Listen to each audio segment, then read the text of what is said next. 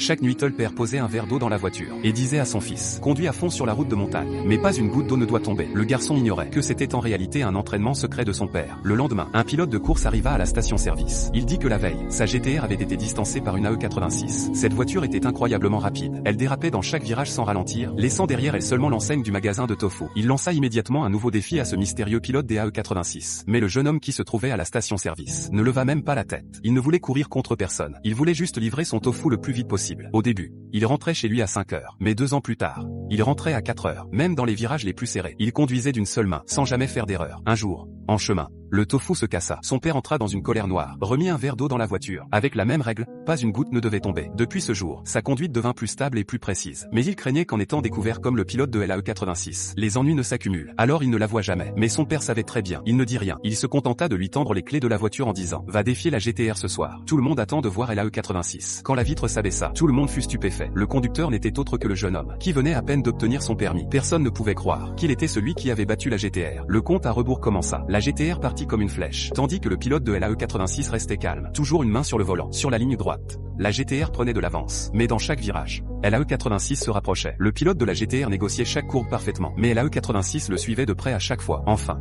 ils arrivèrent aux 5 virages en épingle les plus dangereux. l'AE86 ne ralentit absolument pas. Tout le monde pensait que la voiture allait basculer dans le ravin. C'est alors que les pneus de la voiture eurent soudainement un incident.